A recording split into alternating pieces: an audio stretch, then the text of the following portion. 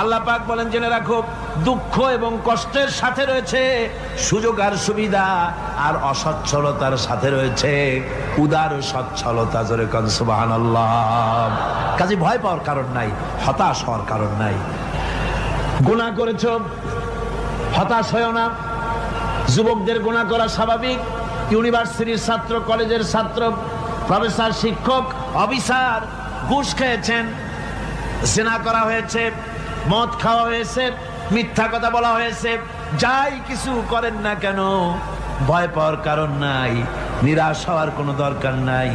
আল্লাহ পাক ডেকে বলেছেন, কুল ইয়া ইবাদিয়াল্লাযীনা আসরাফু আলা আনফুসিহিম লা তাকনাতু মির রাহমাতিল্লাহ। আমার আল্লাহ বলেন, ও নবী আপনি শুনায় দেন, হে আল্লাহর বান্দারা, তোমরা যারা নিজেদের উপরে বাড়াবাড়ি করেছো, নিজেদের উপরে জুলুম করেছো, অত্যাচার করেছো, আমি আল্লাহর রহমত থেকে নিরাশ হয়ে যেও না। মানুষ যদি অপরাধ করে, বাপের সাথে অপরাধ করেছে, মায়ের সাথে অপরাধ করেছে, মা বাবা সন্তানের চাইতে এত বড় কল্যাণকামী তো আর কেউ নাই, কিন্তু মা বাবা কোনোদিন বলে না আয় আমার ছেলে তোরে মাফ করে দেই, এরকম বলে নাকি? মন চায় ছেলে যদি মাপ চাইতো খুশি হয়ে মাফ করে দিতাম, কিন্তু কেন যে আসে না, ডাকে না যে আয় মাফ করে দেই। মা বাপ আপনাকে এত ভালোবাসে, সেই মা বাপও আপনাকে বলে না যে আয় মাফ করে দেই। আমার আল্লাহ হচ্ছেন এমন আল্লাহ, আল্লাহ রাব্বুল আলামিন ডাকেন, এ বান্দা খুন করেছিস ফিরে আয়, জিনা করেছিস ফিরে আয়, হত্যা করেছিস ফিরে আয়, চুরি করেছিস ফিরে আয়, কুফরি করেছিস ফিরে আয়, সুদ খেয়েছিস, ঘুষ খেয়েছিস, মদ খেয়েছিস ফিরে আয়, এসে আমার দরবারে চোখের পানি ফেল, আমার দরবারে কাঁদাকাটি কর। ইন্নাল্লাহা ইয়াগফিরুয যুনুবা জামিআ ইন্নাহু হুয়াল গফুরুর রহিম। আমার দরবারে চোখের পানি ফেলে কান, আমি রব্বুল আলামিন জিন্দেগীর গুনাহ মাফ করে দেব। সুবহানাল্লাহ কোন, সুবহানাল্লাহ কোন। আমার কাছে কান, চোখের পানি ফেল। আল্লাহ রাব্বুল আলামিনের কাছে বান্দার দুইটা ফোঁটা বেশি প্রিয়। একটা হলো জিহাদের ময়দানে যে রক্ত ফোঁটা দেওয়া হয়, এটা আল্লাহর কাছে প্রিয়। আর আল্লাহর ভয়তে গুনার জন্য লজ্জা করে, অনুশোচনা করে বান্দা যখন চোখের পানি ছেড়ে দেয়, আল্লাহর কাছে এটা অত্যন্ত প্রিয়। নবীজি বলেছেন, বান্দা যখন গুনার ভয়তে, আল্লাহর ভয়তে, জাহান্নামের ভয়তে অনুশোচনা করে যখন চোখ দিয়া পানি ছেড়ে দেয়, ওই চোখের পানি নাকের অর্ধেক আসতে না আসতে আল্লাহ রাব্বুল আলামিন বান্দারে মাফ করে দেন। আল্লাহ বরদাস্ত করতে পারেন না যে বান্দা কান্দুক। আমার ভাইরা, আল্লাহ রহমত, এই পৃথিবীতে আল্লাহর রহমতকে 100 ভাগ করা হয়েছে। আল্লাহ রহমতের কত ভাগ? এই 100 ভাগের 1 ভাগ সারা পৃথিবীতে ছড়াই দেওয়া হয়েছে। আর 99 ভাগ কার কাছে? আল্লাহর কাছে। এই জন্য আল্লাহ রাব্বুল আলামিন বলেছেন, নাব্বি ইবাদি আন্নি আনাল গফুরুর রহিম। ও আমার নবী, সুসংবাদ দিয়ে দাও, বান্দাদেরকে শোনায় দাও যে আমি আল্লাহ তাআলা ক্ষমাশীল আর দয়াবান। হুজুর কাঁদতেছিলেন, হযরত ওমর রাদিয়াল্লাহু তাআলা আনহু এসে দেখেন হুজুর একা কাঁদতেছে। হুজুর জিজ্ঞেস করছেন, হযরত ওমর জিজ্ঞেস করলেন, হুজুর আপনি কাঁদেন কেন একা একা? হযরত ওমর বলেন, আমি যখন প্রশ্ন করলাম, নবীজি বললেন, আমার কাছে কিছু আগে জিবরাইল এসেছিলেন। জিবরাইল এসে আমাকে বললেন, আল্লাহ পাক বলেছেন, হে আমার নবী, ইসলামের ভিতরে থেকে যে সমস্ত মানুষগুলো ইসলামের ভিতরে থেকে চুল আর দাড়ি পাকায় দিছে, কিয়ামতের দিন এই লোকগুলারে আমি শাস্তি দিতে আমার শরম হবে। হযরত ওমর বলেন, হুজুর উম্মতের জন্য কত বড় খোঁজ খবর এটা, আর আপনি কাঁদতেছেন। হুজুর বলেন, ওমর তুমি জানো না আমার কান্নার কারণ ভিন্ন। আমার কান্নার কারণ হলো যে আল্লাহ রাব্বুল আলামিন কিয়ামতের দিন দাড়ি চুল পাকা বান্দারে শাস্তি দিতে শরম করবেন, সেই দাড়ি চুল পাকা বান্দাগুলি আল্লাহর সাথে নাফরমানি করতে শরম করে না। আমি এই লজ্জায় কাঁদতেছি ভাইরা। হুজুর আল্লাহ পাক বলেন, ও আমার নবী, রাতের আধারে যখন একটা বুড়া আমার দরবারে হাত উঁচু করে, একটা বুড়া মানুষ রাতের আধারে যখন আমার দরবারে হাত উঁচু করে আর যখন বলতে থাকে রব্বুল আলামিন, আমার পেছনের জীবনটা বড় খারাপ করেছি, এমন কোন কাজ জীবনে করি নাই যা তোমার কাছে কিছু দাবি করতে পারি, সব রকমের নাফরমানি করেছি, আজ আমি বুড়া হয়ে গেছি, কামাই করতে পারি না, ছেলে আমাকে চোখে দেখতে পারে না, পুত্রবধূ আমাকে ঘরে জায়গা দেয় না, আমার স্ত্রী আমাকে দেখতে পারে না, রোজগার করতে পারি না, হাঁটতে পারি না, চলতে পারি না, সবার কাছে আমি তিতা হয়ে গেছি, আমি দাঁড়াতে পারি না, কোমরে ব্যথা পাই, হাঁটুতে ব্যথা পাই, চলতে পারি না, কানে শুনতে পাই না, চোখে দেখতে পারি না, আর তোমার কাছে কিছু চাইয়া নেব এমন ভালো কাজও করি নাই। এইভাবে যখন বান্দা কাঁদতে থাকে আমার দরবারে, ও আমার হাবিব আমার রহমতের দরিয়ায় জোশ মেরে যায়, আমার শরম হয় এই বুড়াটারে কেমনে খালি হাতে ফিরাইয়া দেই। সুবহানাল্লাহ, সুবহানাল্লাহ। আমার আল্লাহর এত দয়া, আমার আল্লাহর এত মায়া, এত মহব্বত।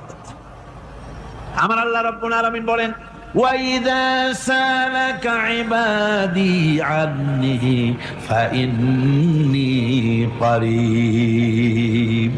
আমার হাবিব, আমার বান্দা আমার ব্যাপারে প্রশ্ন করে, আমি বান্দার একদম নিকটে। কোরআন শরীফের ভিতরে যত জায়গায় রাসূলকে বলা হয়েছে সুয়ালের কথা, আপনাকে প্রশ্ন করা হয়, আল্লাহ তার জবাব কুল এই কথা বলে জবাব দিয়েছেন। যত জায়গায় সুয়াল এসেছে, যেমন কোরআনে কারীমের মধ্যে আল্লাহ পাক বলেন, ওয়ায়াসআলুনাকা আনিল মাহিদ, মেয়েদের হায়েজ সম্পর্কে জিজ্ঞাসা করা হয়, কুল হিয়া আযা, হে নবী আপনি বলুন। এভাবে করে কুল দিয়ে জবাব দেওয়া হচ্ছে। আবার প্রশ্ন করা হচ্ছে, ওয়ায়াসআলুনাকা আনিল আনফাল, এই গনিমতের মাল সম্পর্কে হুজুর আপনাকে, হে নবী আপনাকে প্রশ্ন করা হয়। আল্লাহ কুল দিয়া জবাব দিলেন, আল্লাহ বলেন আপনি বলেন। ওয়ায়াসআলুনাকা আনিল খামরি ওয়াল মাইসির, আল্লাহ পাক বলেন নবী আপনারে প্রশ্ন করা হয়, কুল ফীহিমা ইসমুন কাবীর, আল্লাহ কুল দিয়া বললেন তুমি বলো। আবার বলা হলো, ওয়ায়াসআলুনাকা আনিল আহিল্লা কুল হিয়া মাওয়াকিতু লিন্নাস, ও নবী আপনাকে প্রশ্ন করা হয় চাঁদের ক্রমবর্ধমান এবং ক্রমহ্রাস, এই যে বাড়ে আর কমে, পূর্ণিমা হয় অমাবস্যা হয়, কেন হয় আপনি বলুন। কুল, আপনি বলেন এটা আমি অক্ত এবং সময়, বছর আর দিন গণনা করার জন্য পৃথিবীবাসীদের জন্য বিনা পয়সায় একটা ক্যালেন্ডার বানাইয়া আকাশে ঝুলাই রেখেছি। এভাবে যত জায়গায় এসেছে আপনাকে প্রশ্ন করা হয়, তত জায়গায় আল্লাহ জবাব দিয়েছেন কুল আপনি বলেন। গোটা কোরআন শরীফের ভিতরে এই একটি মাত্র জায়গা যেখানে বলা হয়েছে আপনাকে প্রশ্ন করা হয়, আল্লাহ এখানে বলতে পারতেন কুল আপনি বলেন, আল্লাহ তোমাদের নিকটবর্তী, এভাবে জবাব হয় নাই। এটা কায়দাটা হলো এই, আল্লাহ বলতেছেন ওয়াইজা সালাকা ইবাদি, ও আমার নবী প্রশ্ন তো আমার বান্দারা আমার ব্যাপারে করেছে, এবার আপনার জবাবের কোনো দরকার নাই, প্রশ্ন আমার ব্যাপারে আমি নিজে জবাব দিয়ে দেই, ফাইন্নী কারীব, ও বান্দা আমার ব্যাপারে প্রশ্ন করেছিস, জবাব আমি দেই, আমি তোর সবচাইতে বেশি নিকটে। সুবহানাল্লাহ, কত নিকটে? ওয়ানাহানু আকরাবু ইলাইহি মিন হাবলিল ওয়ারিদ, তোর যে রব এই শাহরগের চাইতেও আমি তোর বেশি কাছে। সুবহানাল্লাহ, আমারে ডাক, আমারে ডাক, কলিজা দিয়া ডাক, অন্তর দিয়ে ডাক। মনের থেকে মানুষ যদি ডাকে, মুখের ডাক আর মনের ডাক এক জিনিস নয়।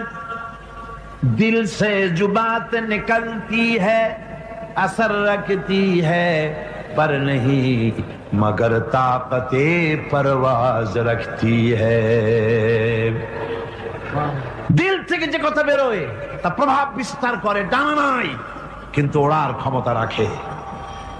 মনের কথাই ভিন্ন, মন থেকে, দিল থেকে, কলিজা থেকে, অন্তরের গভীর কন্দর থেকে মুহাব্বতের সাথে কেউ যদি একবার বলে আল্লাহ, আল্লাহ রাব্বুল আলামিন বলেন অন্তরের অন্তঃস্থল থেকে একটি বার যদি বান্দা বলেন আল্লাহ, আল্লাহ বলেন 70 বার সাড়া দিয়া জিজ্ঞেস করি বান্দা কি চাও, আমি তোমার কাছে আছি।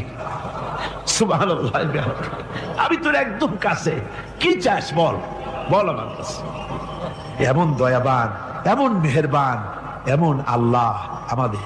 সে আল্লাহ রাব্বুল আলামিন তিনি বলছেন وَقَالَ رَبُّكُمْ উদউনি আস্তাজিব লাকুম, তোমাদের রব বলেছেন আমারে ডাকো, আমি আল্লাহ ডাকের সাড়া দিয়া দেব। সুবহানাল্লাহ। কারে ডাকতে হবে? কারে ডাকতে হবে?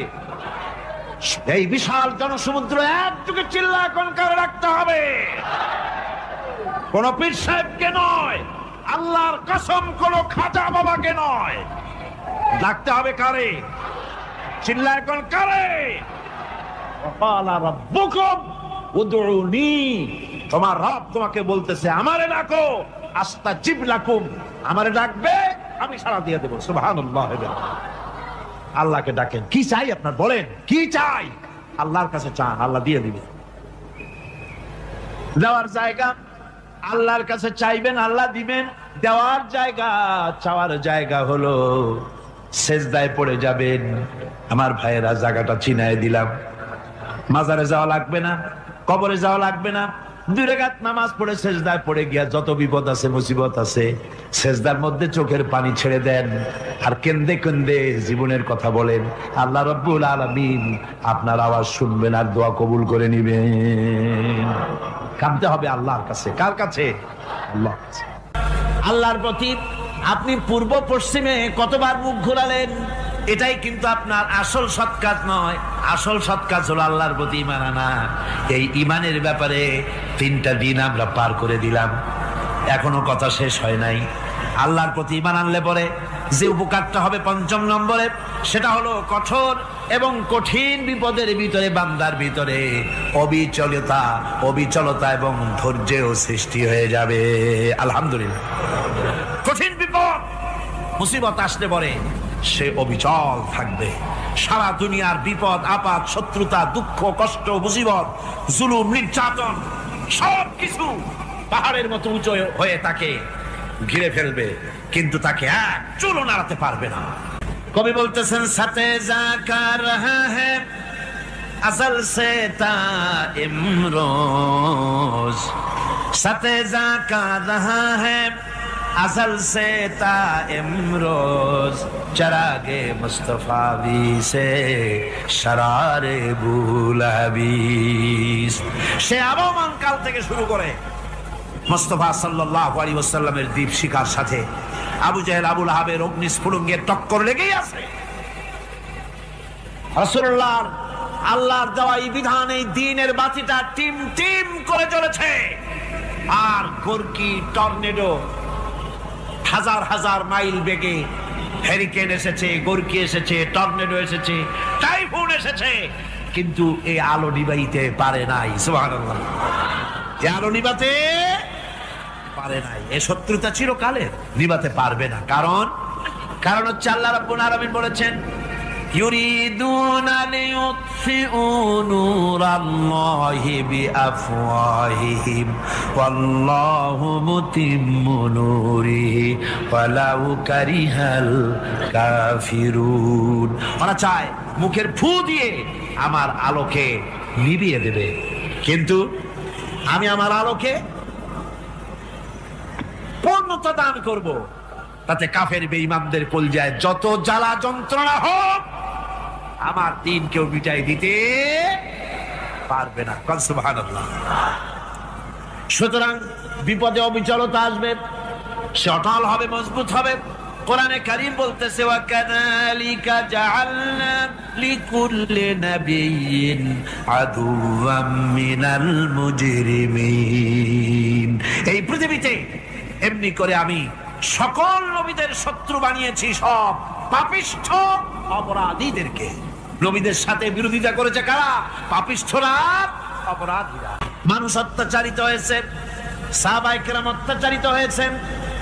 বুখারী শরীফের হাদিসে এসেছে রাসূল করিম সাল্লাল্লাহু আলাইহি ওয়াসাল্লামের কাছে হযরতে খাব্বাব গিয়ে উপস্থিত হয়েছিলেন। হযরতে খাব্বাব বলেন, হাদিসটা এভাবে লেখা হয়েছে বুখারীতে, ওয়ান খাব্বাব বিন আরিদ রাদিয়াল্লাহু তাআলা আনহু قال شكونا إلى رسول الله صلى الله عليه وسلم وهو متوسد بردة له في ظل الكعبة। রাসূলুল্লাহর কাছে গেলাম, কাবা শরীফের কাছে গিয়ে দেখি নবীজি একটা চাদর গায়ে দিয়ে তিনি আরাম ফরমাচ্ছিলেন কাবা শরীফের ছায়ায়। সেখানে গিয়ে বললাম, আলা তাস্তানসিরু লানা আলা তাদউ লানা ইয়া রাসূলুল্লাহ, হে আল্লাহর রাসূল, আপনি কি আমাদের জন্য আল্লাহর কাছে দোয়া চাইবেন না? আপনি কি আল্লাহর কাছে আমাদের জন্য সাহায্য চাইবেন না? আমাদের লোকগুলিকে, মুসলমানগুলিকে মারতে মারতে তো শেষ করে ফেলে দিল। তারা আমাদের সুমাইয়াকে মারলো, আমাদের খাব্বাবকে উটের সাথে পায়ের দড়ি লাগায় টানলো, আমাদের খোবায়েবকে তারা আগুনের উপরে চিৎ করে শোয়ায় রাখলো, না খায় রাখতেছে, মারতেছে, কষ্টে তো শেষ হয়ে গেলাম। হুজুর, আপনি কি আমাদের জন্য দোয়া করবেন না? হাদিস শরীফে এসেছে নবীজি উঠে বসলেন সোজা হয়ে। নবীজি বলেন, ও আমার সাহাবী, ও খাব্বাব, শোনো, তোমাদের আগে এই পৃথিবীতে যারা দ্বীনের দাওয়াত দিতে এসেছিলেন তাদেরকে সমকালীন রাষ্ট্রশক্তি, সমাজ শক্তি তাদেরকে ধরতো। ফায়ুখাজুর রাজুলো, তাদেরকে তারা ধরতো। ফায়ুহফারু লাহু ফিল আরদ, আর তার জন্য জমিনের ভিতরে কবর বানাইতো। ওই কবর ফায়ুজালু ফিহা, ওই কবরের ভিতরে তাকে কোমর পর্যন্ত গেড়ে দিত। সুম্মা ইউতা বিল মানশার, এরপরে করাত আনতো। ফায়ুদাউ আলা রাসিহি, এরপরে ওই করাত তার মাথার উপরে রাখতো। ফায়ুজালু নিসফাইন, এরপরে করাত দিয়া চিরে জীবিত মানুষটারে দ্বিখণ্ডিত করে ফেলে দিত। মা ইয়াসুদ্দুহু যালিকা আন দীনিহি। ও আমার খাব্বাব, এত কষ্ট দেওয়ার পরেও সেই যুগের কোন মুসলমানকে, দ্বীনের দায়ীদেরকে আল্লাহর দ্বীন থেকে এক চুলো তারা সরাই দিতে পারে নাই, এক চুলো সরাতে পারে নাই। ওয়াল্লাহি, ও খাব্বাব, আমি আমার আল্লাহর নামে কসম করে বলছি, লা ইউতাম্মান্নাল্লাহু হাযাল আমরা হাত্তা ইয়াসিরা আর-রাকিবু মিন সানা ইলা হাযরামাউত। আমি কসম করে বলি, আল্লাহ রাব্বুল আলামিনের এই সানা থেকে হাজারামত পর্যন্ত লোকেরা যাতায়াত করবে, সুন্দরী রমণীরা গমন করবে, সদাগরেরা যাতায়াত করবে, টাকা নিয়া পয়সা নিয়া যাতায়াত করবে। তাদের মনের মধ্যে লুটের ভয়, টাকার ভয়, চুরির ভয়, ডাকাতির ভয়, জেনার ভয়, হত্যার ভয়, ধর্ষণের ভয়, কোনো ভয় থাকবে না। লা ইয়াখাফু ইল্লাল্লাহ, আল্লাহ ছাড়া কোনো ভয় থাকবে না। এমন একটা সমাজ, এমন একটা সময় আসবে। ওয়ালাকিন্নাকুম তাস্তাজিলুন, অথচ খুব তাড়াহুড়ো তোমরা করতেছো। তাড়াহুড়ো করো না, সময় আসবে ইনশাআল্লাহ। আমার ভাইয়েরা, আমার বন্ধুগণ, কঠিন বিপদে অবিচলতা এবং ধৈর্যের দৃষ্টান্ত রেখে গেছেন আম্বিয়া আলাইহিমুস সালাম। সুবহানাল্লাহ। কঠিন বিপদে অবিচলতা, দৃঢ়তা, ধৈর্য কারে বলে, তার দৃষ্টান্ত কারা রেখেছেন? আম্বিয়া আলাইহিমুস সালাম। ওনারাই আমাদের আদর্শ, নবীরাই আদর্শ। সাহাবায়ে কেরাম রিদওয়ানুল্লাহ তাআলা আলাইহিম আজমাইন আমাদের আদর্শ। ভাইরা আমার, মুসা আলাইহিস সালামকে ফেরাউন যখন ঘিরে ফেলে দিল, কোরআনের সব কথা গল্প গুজবার ইতিহাসের জন্য লেখা হয় নাই। কোরআনের মধ্যে যা লেখা হয়েছে সব বান্দাদের উপদেশের জন্য, যাতে করে লোকেরা চিরটা কাল এর থেকে উপদেশ নেওয়া নিজেদের তৈরি করতে পারে। জোরে বলেন সুবহানাল্লাহ। মুসা আলাইহিস সালামের কথা আল্লাহ বলেন, ফেরাউন তাকে ঘিরে ফেলে দিল, পালাবার রাস্তা নাই। ফালাম্মা ترى الجمعان قال أصحاب موسى إنا لمدركون। মুসা আলাইহিস সালামের উম্মতরা বললেন, হে মুসা, পাকড়াও হয়ে গেছি, পালাবার রাস্তা নাই। দিক থেকে আমাদেরকে ঘেরাও করেছে ফেরাউনের শক্তি। সামনে কি দরিয়া, আর তিন দিকে কি ঘেরাও আন্দোলন। পালাবার পথ নাই, পালাবার পথ নাই, সারাশি আক্রমণ, ঘেরাও আন্দোলন। মুসা আলাইহিস সালামকে ঘেরাও করে ফেলেছে, পালাবার উপায় নাই।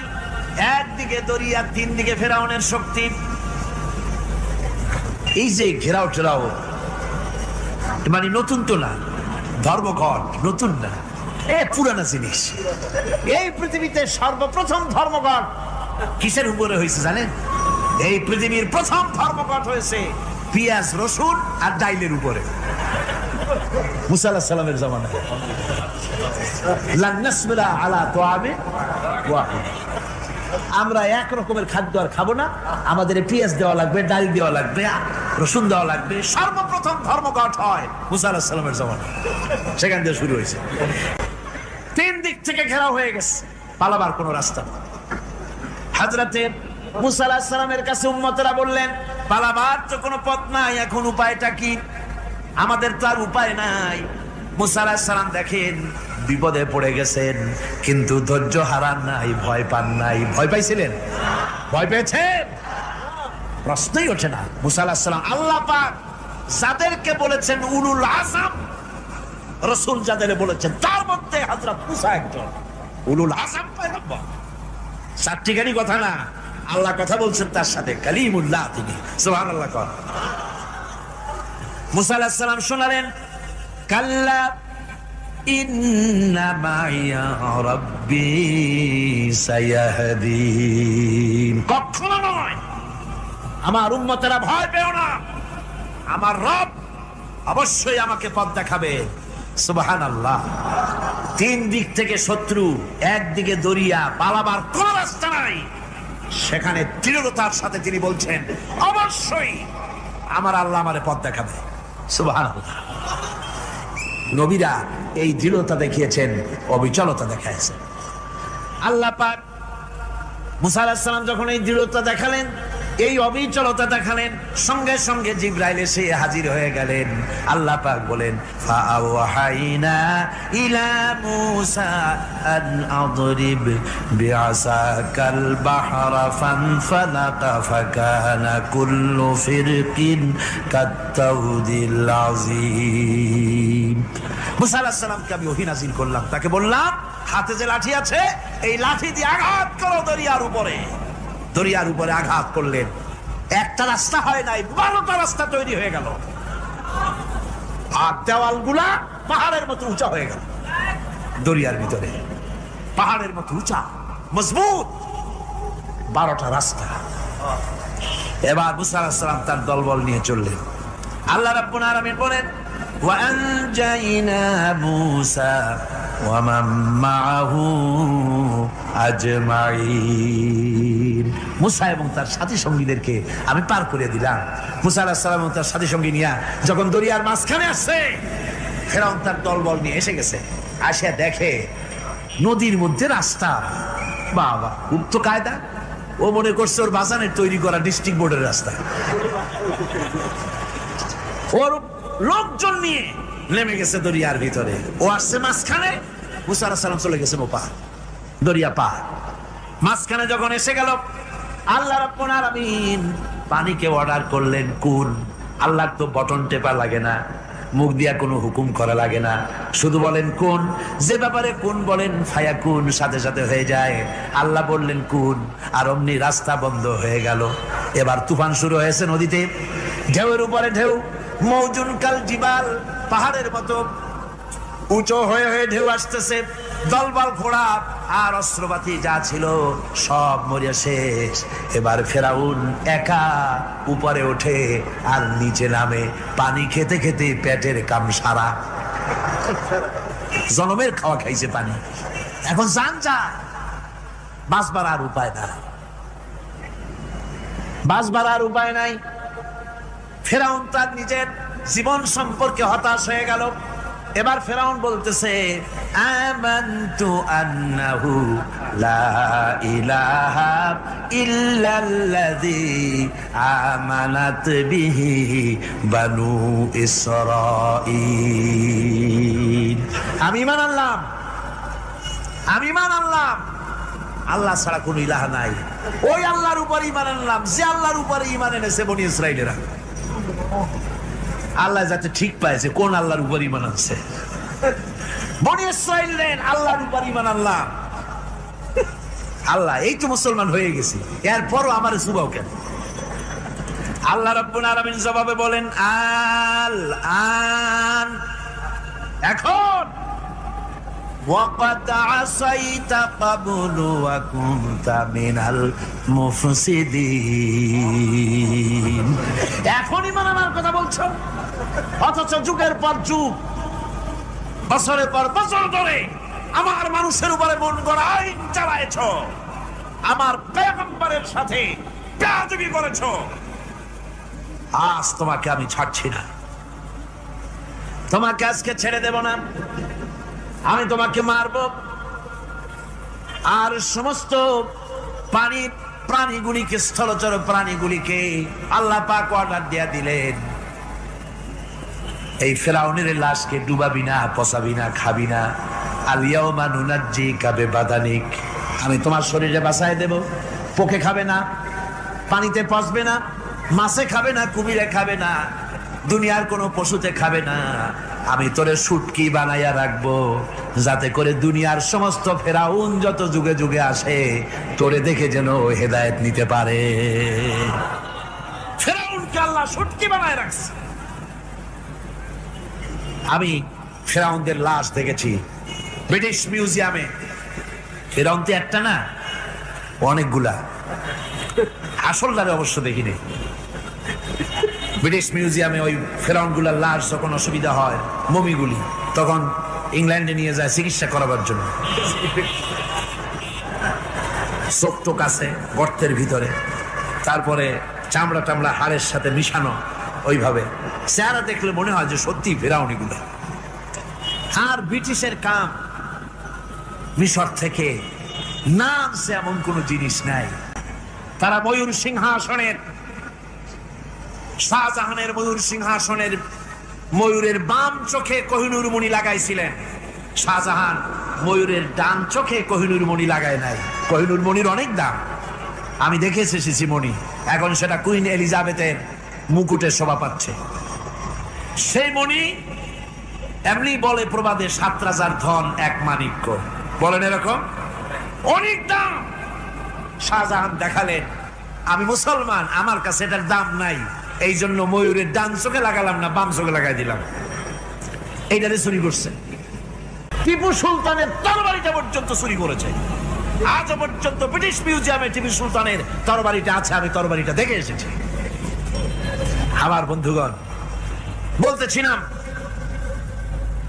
যে পৃথিবীতে আল্লাহ রাব্বুল আলামিন নবীরা তাদের চরিত্র দিয়ে বিপদের মোকাবেলা করে, দুনিয়ার সামনে কঠিন বিপদের মোকাবেলা করে অবিচলতা, দৃঢ়তা দেখায় গেছেন যে কেমন করে এই পৃথিবীতে বিপদের সামনে মোকাবেলা করতে হয়। ধৈর্য ধরতে হবে। বিপদ আসবে পাহাড় সমান হয়ে, আপনাকে ধৈর্য ধারণ করতে হবে সেভাবে বুক বেঁধে।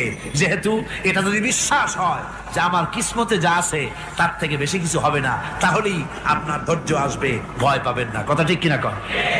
এবারে হযরত হুদ আলাইহিস সালাম সম্পর্কে আল্লাহ রাব্বুল আলামিন বলেন, হযরতে হুদকে যখন ষড়যন্ত্র হলো, কাফির বেঈমানেরা তাকে মেরে ফেলার জন্য যখন সরকারি ষড়যন্ত্রে লিপ্ত হয়ে গেল, হযরতে হুদ সমাজের এই চ্যালেঞ্জের মোকাবেলা করলেন। হযরত হুদ বলেন, ফাকিদুনি জামিআন সুম্মা লা তুনজিরুন ইন্নী তাওয়াক্কালতু আলাল্লাহি রাব্বি ওয়া রাব্বিকুম। আমি তোমরা তোমাদের ষড়যন্ত্র আমার বিরুদ্ধে যত পারো আমার বিরুদ্ধে ষড়যন্ত্র চালাও, এতটুকুন আমার অবকাশ দিও না।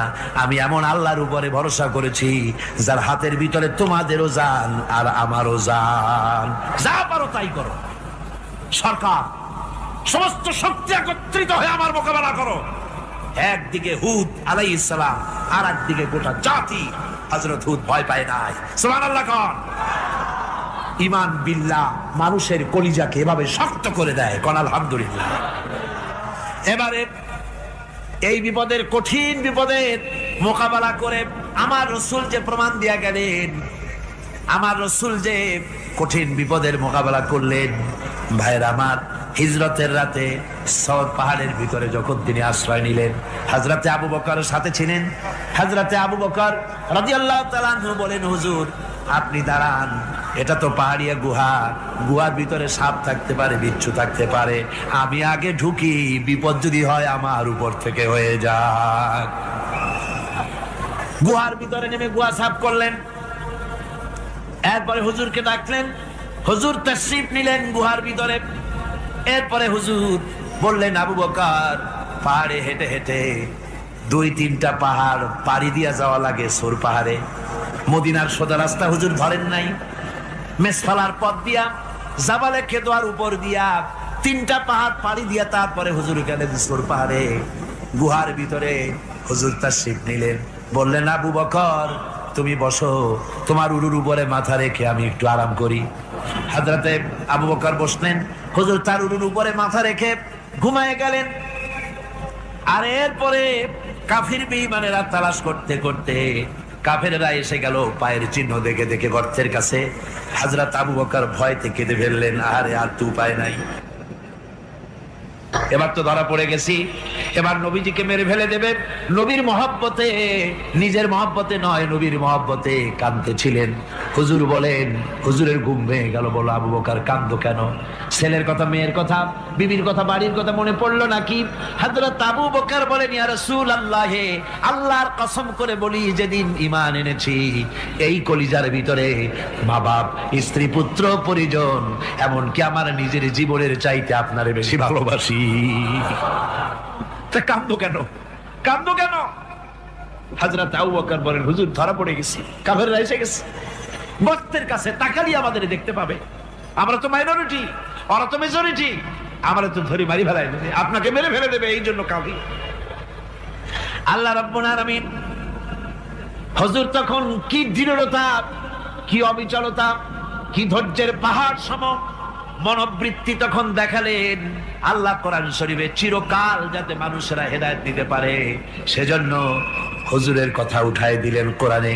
আল্লাহ পাক বলেন, ইযহুমা ফিল গার ইয ইয়াকুলু লিসাহিবিহি লা তাহজান ইন্নাল্লাহা মা'ানা। ও বন্ধু, ভয় পেও না, আল্লাহ আমাদের সাথে আছেন। সুবহানাল্লাহ। আল্লাহ আমাদের সাথে আছেন, আমরা মাইনরিটি নই, আমরা মেজরিটি। আল্লাহ আছে আমার সাথে, ভয় পাওয়ার কোনো কারণ নাই। সুবহানাল্লাহ। আল্লাহ পাক বলেন, فأنزل الله سكينته عليه وأيده بجنود لم تروها। আমি এদের অন্তরের ভিতরে আমি শান্তি নাজিল করে দিলাম, প্রশান্তি দিয়া দিলাম, আর আমি সাহায্য করলাম, আর এমন সব সৈন্য পাঠায় দিলাম যে সৈন্যগুলি তোমরা দেখতে পাও নাই। সুবহানাল্লাহ ওয়া বিহামদিহি। ভাইরা আমার, রাসূল করিম সাল্লাল্লাহু আলাইহি সাল্লাম এই বিপদের মাঝে, চরম বিপদের মাঝে অবিচলতা, দৃঢ়তা, কঠিন আত্মনির্ভরতা দেখিয়েছেন। এগুলি হলো ঈমানের 5ম নম্বরের উপকারিতা। আল্লাহর প্রতি ঈমান আনলে এভাবে পাহাড় সম ঈমান মজবুত হয়ে যায়। জেলের পরোয়া করি না, ফাঁসির পরোয়া করি না, শহীদ হওয়ার পরোয়া করি না, মেরে ফেলে দেবে, উড়ায় দেবে, হত্যা করবে, পরোয়া করি না। পরোয়া করি কেবলমাত্র কাকে? জলে বলেন কারে? এইরকম মুসলমান হাজার হাজার লাখ লাখ দরকার নাই, 313 জন যথেষ্ট। কয়জন যথেষ্ট? 313 জন যথেষ্ট। বদরে যারা জান দিয়ে, মাল দিয়ে দ্বীনকে প্রতিষ্ঠিত করেছিলেন, এরকম 313 জনই যথেষ্ট ছিল। এই দৃঢ়তা, এই অবিচলতা, এই ঈমান, এই ধৈর্য শিক্ষা দেয়, এই উপকার করে ঈমান বিল্লাহ। আল্লাহর প্রতি ঈমান আনলে এভাবে পাহাড়ের মতো শক্ত হয়ে যায় কলিজা। কোন আলহামদুলিল্লাহ। আমার বন্ধুগণ, এবার আমি বলবো সর্বশেষ উপকারের কথাটা বলি, মোনাজাত ছেড়ে দেব। কয়টার কথা বলছিলাম? উপকার ছয়টা উপকারের কথা বলেছি। অনেকগুলি বৈশিষ্ট্য, অনেকগুলি উপকারের মধ্যে আল্লাহর প্রতি ঈমানের 6টা উপকারের কথা 5টা বলা হয়ে গেছে। এবার 6ষ্ঠ নম্বর এবং শেষ নম্বর, এটা হচ্ছে আল্লাহর প্রতি ঈমান আনলে পরে তার দ্বারা সবচাইতে বেশি ফায়দা পায় সমাজ এবং রাষ্ট্র। কল আলহামদুলিল্লাহ, কল আলহামদুলিল্লাহ। আল্লাহর প্রতি ঈমানের দ্বারা নৈতিক সংশোধন হয় এবং রাষ্ট্র আর সমাজ সবচাইতে বেশি উপকৃত হয়। কারণ হলো ঈমানদার ব্যক্তি আল্লাহর প্রতি যে ঈমান এনেছে তার মনের মধ্যে ধারণা এটা হয়, আমার কোনো কাজ তো গোপন থাকে না। ইন্নাল্লাহা লা ইয়াখফা আলাইহি শাইউন ফিল আরদি ওয়ালা ফিস সামা। আল্লাহর কাছে গোপন বলতে কিছু নাই, আকাশেও নাই, জমিনেও নাই, কোনো কিছু গোপন নাই। সুতরাং আমি যা করি সব আল্লাহ দেখেন এবং শোনেন।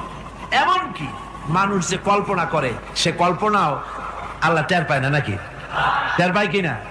ওয়াইন তুবদু মিন আনফুসিকুম আও তুখফুহু ইউহাসিবুকুম বিহিল্লাহ। মনের ভিতরে যে কল্পনা করো, আল্লাহ পাক বলেন এই কল্পনারও হিসাব আমি রব্বুল আলামিন তোমার কাছ থেকে নেব। ফায়ুআযযিবু মান ইয়াশাউ, যারে খুশি শাস্তি দেব আর যারে খুশি আমি maaf করে দেব। জোরে বলেন সুবহানাল্লাহ। ফায়াগফিরু লিমান ইয়াশা ওয়া ইউআযযিবু মান ইয়াশা, যারে খুশি maaf করব, যারে খুশি শাস্তি দেব, কল্পনারও হিসাব নেব। এই কথা মুমিনের যদি জানা থাকে তাহলে আর তার কোনো চিন্তা থাকে না, তার নৈতিক চরিত্র ভালো হয়ে যায়। কোন সুবহানাল্লাহ। আমার বন্ধুগণ, ঈমানদার লোক, আল্লাহর প্রতি ঈমান আসলে পরে সমাজ উপকৃত হয়, রাষ্ট্র উপকৃত হয়ে যায়। যেহেতু বান্দা জানে আমি দায়িত্বহীন কোনো কথা বলতে পারবো না, দায়িত্বহীন কোনো কাজ করতে পারবো না। আল্লাহ পাক বলেছেন, মা ইয়ালফিজু মিন কাউলিন ইল্লা লাদাইহি রাকিবুন আতীদ। বান্দা এমন কোনো কথা বলে না যে কথা আমার ফেরেশতারা রেকর্ড করে না রাখে। কাজী মুমিন ব্যক্তি আল্লাহর ভয়তে দায়িত্বহীন কথা বলবে না। আমার বন্ধুগণ, আল্লাহ রাব্বুল আলামিন তার বান্দা যারা আল্লাহকে ভয় করে, সেই ভয় করা বান্দাগুলির মনের মধ্যেই চিন্তা এসে যায়, আমি যেখানে থাকি না কেন আল্লাহ আমাকে দেখতেছেন, শুনতেছেন। হযরত ওমর রাদিয়াল্লাহু তাআলা আনহু রাতের আধারে শেষ রাত্রে ঘুরতেছিলেন, দেখেন এক বাড়িতে কথা হচ্ছে, কথাবার্তার আওয়াজ পাওয়া যায়। মনে করলেন কোনো অসুখ বিসুখ নাকি। ঘরে গিয়ে কান পাচ্ছেন দেওয়ালের সাথে, শুনতে পাচ্ছেন ভিতরে বুড়ি মা তার মেয়েকে বলছে, এই মেয়ে ওঠ, উঠের দুধ দোয়াই নিয়ে আসছি, এর মধ্যে পানি মিশা, তারপর সকালে বাজারে নিয়ে যা। মেয়ে বলছে, মা এই কামটা আমি পারবো না। কেন পারবি না? হযরত ওমর ফরমান জারি করেছেন, দুধে পানি মিশাতে নিষেধ করেছে, কাজে এই কাজটা আমি পারবো না। আরে বেটি, আমিরুল মুমিনিন দেখ এখন কোথায় যায়, ঘুমায় আছে, সে কি দেখতেছে নাকি যে পানি মিশাই না কি মিশাই? মেয়ে বলতেছে, মা আমিরুল মুমিনিনকে ফাঁকি দেওয়া যেতে পারে, তার পুলিশ বাহিনীকে ফাঁকি দেওয়া যেতে পারে, কিন্তু আল্লাহ রাব্বুল আলামিনের চোখকে ফাঁকি দেওয়া যাবে না। হযরত ওমর এই কথা শুনে বাড়ি চলে গেলেন আর নিজের ছেলেকে ডেকে বললেন, ছেলে আমার, অমুক জায়গায় একটা বাড়ি আছে, সেখানে একটা যুবতী মেয়ে আছে, ওই মেয়েটার বিয়ে হয়েছে কিনা শোনো, যদি বিবাহ না হয়ে থাকে তুমি তোমার নিজের বিয়ের প্রস্তাব দাও। আমিরুল মুমিনিন এই মেয়েটা সুন্দরী কেমন, স্বাস্থ্য কেমন কিছুই দেখলেন না, দেখলেন তাকওয়া। কি দেখলেন? আল্লাহর ভয়। আল্লাহর ভয় যখন একটা জাতির মধ্যে আসে, পুলিশ লাগে না, পুলিশের কাজ কমে যায়। রাতে হোক দিনে হোক যেখানে আছি আল্লাহ আমারে দেখতেছেন। আল্লাহ পাক বলতেছেন, ওয়া হুয়া মাআহুম ইজ ইউবাইতুনা মা লা ইয়ারদা মিনাল কওলি ওয়া কানা আল্লাহু বিমা ইয়ামালুনা মুহীতা। আল্লাহ পাক বলেন, আমি তো আমার বান্দার নিকটে তখনও থাকি যখন সে গোপনে গোপনে রাতের বেলায় আমার মর্জির খেলাফ পরামর্শ করে। আমার মর্জির খেলাফ পরামর্শ করতেছে রাত্রে, আমি তো তখনও কাছে থাকি, ওটা আমি শুনি। ঈমান যদি আসে তাহলে এই সব কাজ থেকে সে বিরত থাকে। সে যদি কম হয় সেখানেও আল্লাহ, বেশিও যদি হয় সেখানেও আল্লাহ। এমন কোন জায়গা আছে নাকি চিটাগংয়ে যেখানে আপনি একটা আকাম করবেন আর আল্লাহ টের পাবে না? কোন আছে নাকি? আচ্ছা, চট্টগ্রামে না থাকুক, বাংলাদেশের কোন জায়গা আছে নাকি? পার্বত্য চট্টগ্রামে যত পাহাড় আছে, উঁচু নিচে জায়গা আছে, ওই জায়গায় বোধহয় আছে নাকি? সারা পৃথিবীতে আছে কোথাও? আল্লাহকে ফাঁকি দেওয়ার জায়গা কোথাও? সব স্পষ্ট। আল্লাহ কি ঘুমায় নাকি? ঘুমায়? তার কাছে দিনও যায়, রাতও যায়।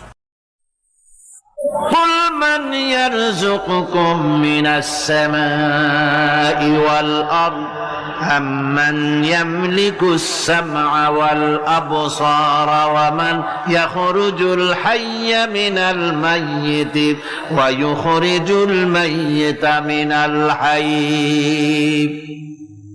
আকাশের প্রশস্ত বুক থেকে এবং জমিনের এই প্রশস্ত বুক থেকে কে রিজিক, তোমাদের খাদ্যকে উৎপাদন করে?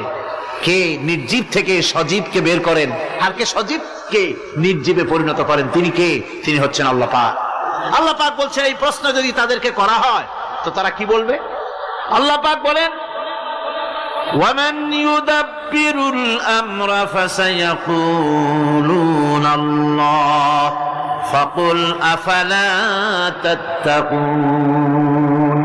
হে নবী, এদেরকে প্রশ্ন করুন। এদেরকে যদি প্রশ্ন করা হয় এই পৃথিবীর সুন্দর পরিচালনা পদ্ধতি কে করেন, তাহলে তারা এক কথায় বলবে, নিজের থেকেই বলবে আল্লাহ। কে করছেন? সবকিছু আল্লাহ। আল্লাহ পাক বলেন, নবী তাহলে তাদেরকে বলেন, এ কথা জানার পর, এ কথা বোঝার পরেও কেন তারা ঔদাসীন্যতা দেখাচ্ছে? কেন তারা গাফিল হয়ে যাচ্ছে? কেন তারা আল্লাহ পাককে ভয় করে তার পথের অনুসারী হচ্ছে না? যে আল্লাহ রাব্বুল আলামিন এত কিছু করছেন, তিনি তার পরিচয় সম্পর্কে বলে দিচ্ছেন, ফাযালিকুমুল্লাহু রাব্বুকুমুল হক ফামাযা বা'দাল হক ইল্লাদ দালাল। নিশ্চয়ই এসবের মূলে রয়েছেন তোমাদের রব, আমাদের আল্লাহ, আমাদের রব। সুতরাং উজ্জ্বল সত্য প্রকাশিত হওয়ার পর গোমরাহি ছাড়া আর কিছুই বাকি থাকে না। সুতরাং যারা সত্যের পথের অনুসরণ করতে চায়, রবকে চিনতে হবে, আল্লাহ পাককে জানতে হবে এবং তাকে অনুসরণ করতে হবে, তাকে রব হিসাবে চিনতে হবে।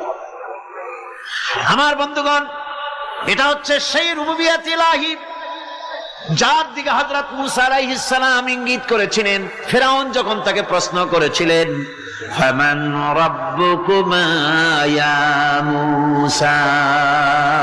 হে মূসা, তোমাদের দুজনের রব কে? তোমাদের রব, তোমাদের প্রভু কে?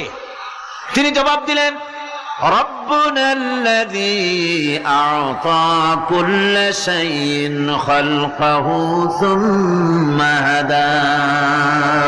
রব হচ্ছেন আমাদের তিনি, যিনি নাকি আমাদের প্রতিপালক, আমাদেরকে সৃষ্টি করেছেন এবং আমাদেরকে হেদায়েত দিয়েছেন, সঠিক পথের দিশা দিয়েছেন। এখানে হেদায়েত হচ্ছে, এখানে হেদায়েত শব্দের অর্থ হচ্ছে সৃষ্টি শুধু করেন নাই, তাকে চলা, তার খাদ্য অনুসন্ধানে, তাকে বেঁচে থাকার সবকিছুর উপকরণ, এর কমন সেন্স, এর সাধারণ জ্ঞান আল্লাহ পাক তার সাথে দিয়েছেন। তিনি হচ্ছে রব। ওয়ালা তাদউ মিন দুনিল্লাহি মা লা ইয়ানফাউকা ওয়ালা ইয়াদুররুকা ফাইন ফাআলতা ফাইন্নাকা ইযাম মিনাল যালিমিন। আল্লাহকে ছেড়ে এমন কোন সত্তা কি দেখো না যারা তোমার কোনো উপকার করতে পারে না, তোমার কোনো ক্ষতিও করতে পারে না, তোমার কোনো উপকারও করতে পারে না। এগুলি যেমন মূর্তি পূজার ব্যাপারে বলা হয়েছে, এগুলি ঠিক তেমন দুনিয়ার ভালো মন্দ সবটাই হচ্ছে আল্লাহ রাব্বুল আলামিনের হচ্ছেন এর মালিক। সুতরাং ভালো মন্দ সবটার জন্য হাত পাততে হবে কেবলমাত্র কার কাছে? আল্লাহ পাকের কাছে। জোরে বলেন, কার কাছে? দেখুন আল্লাহ পাক তার রাসূলকে কি কথা বলছেন। আল্লাহ রাব্বুল আলামিন তার হাবিবকে বলছেন, ওয়াইয়ামসাসকাল্লাহু বিদুররিন ফালা কাশিফা লাহু ইল্লা হুয়া। আল্লাহ রাব্বুল আলামিন তিনি যদি তোমাকে কোনো বিপদ দেন তাহলে পৃথিবীর এমন কেউ নাই যে সে বিপদ থেকে তোমাকে রক্ষা করতে পারে বা ঠেকাতে পারে। وَيُرِدْكَ بِخَيْرٍ فَلَا رَادَّ لِفَضْلِهِ। আর যদি আল্লাহ পাক আপনার কোনো ভালো করতে চান, উপকার করতে চান, তার থেকে সেই উপকার থেকে আপনাকে কেউ ফিরায় রাখতে পারবে না। তার মানে হলো আপনাকে যদি আল্লাহ ক্ষতি করতে চান, তা কেউ সেই ক্ষতি থেকে বাঁচাতে পারবেন না। আর যদি উপকার করতেও চান, তাও কেউ ঠেকাতে পারবে না। ভালো মন্দ যেটাই হোক, সবটার মালিক হতেছেন আল্লাহ পাক। কে মালিক? আল্লাহ সুবহানাহু ওয়া তাআলা। এই কথাগুলি আমাদের কলিজার মধ্যে বদ্ধমূল হতে হবে। আমি এগুলি প্রায় প্রতি বছরই শিরকের ব্যাপারে কিছু না কিছু কথা বলি। তার কারণ হচ্ছে মূল আকীদা হচ্ছে আমাদের তাওহীদ। তাওহীদের উপরে প্রতিষ্ঠিত হতে হবে। একটা বিল্ডিং তৈরি করবেন, বিল্ডিংটার স্থায়িত্ব নির্ভর করবে আপনার সিমেন্ট ভেজাল কিনা। সিমেন্টের চাইতে যদি বালু বেশি দেন, পরিমাপের চাইতে যদি সিমেন্ট কম হয় বালু বেশি হয়, অথবা বালু সিমেন্টে যদি মাটি মিশানো থাকে, এ দিয়ে যদি কোনো বিল্ডিং তৈরি হয়, সামান্য ভূমিকম্প বা জোরে বাতাস আসলেই বিল্ডিংটা কাত হয়ে পড়ে যাবে, ঠিক কিনা? একটা বিল্ডিং টিকে থাকে তার ফাউন্ডেশনের উপরে, কিছুর উপরে টেকে, ফাউন্ডেশনের উপরে টেকে। অনুরূপ ভাবে ইবাদতের ফাউন্ডেশন, মুসলমানের ইমানের ফাউন্ডেশন তার তাওহীদের উপরে। তাওহীদ যত মজবুত, ইমান তত মজবুত, আকীদা তত মজবুত। আর এখানে যার অসুবিধা হয়ে যাবে, নড়বড়ে হয়ে যাবে, এই ইমান রূপ, ইবাদত রূপ, তাওহীদ রূপ এই ইমারত টিকতে পারবে না। সেই জন্য শিরক থেকে সম্পূর্ণরূপে আমাদেরকে বাঁচতে হবে। বন্ধুগণ, আমাদের দেশে মানুষেরা শিরকের মধ্যে বেশি মুবতালা হয়, বিদআতের ভিতরে বেশি পরিমাণ মুবতালা হয়। আর এক শ্রেণীর তথাকথিত আলেম এই শিরক এবং বিদআতের ব্যাপারে ওয়াজ করে জনগণকে উদ্বুদ্ধ করে তা করার জন্য। আমাদের দেশে বহুত মাজার আছে, যে মাজারগুলিকে গোসল করানো হয়, মাজার গোসল করানো হয়। আমি কি কোনো বানাইয়া কথা বলি না? এর বাস্তবতা আছে। মাজার গোসল করানো হবে, পীর সাহেবকেও গোসল করানো হবে, পত্রিকায় দিয়ে দেয়, পোস্টার ছাপানো হয়, হ্যান্ডবিল ছাপানো হয়, হাজার হাজার টাকা খরচ করে প্রচার করে লোকদেরকে দাওয়াত দেওয়া হয়। কবর ধোয়া পানি, পীর সাহেবের গোসল করানো পানি।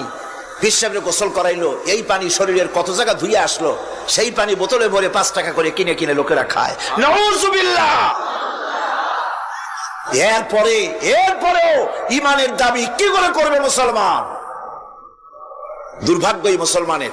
গোসল শরীফ, নরজ শরীফ, তারপরে খসরজে কি সানাসুর নাকি খসরজ শরীফ, কি নাম হাবিজাবি বানাইছে আল্লাহই জানে। এখানেই শেষ নয়।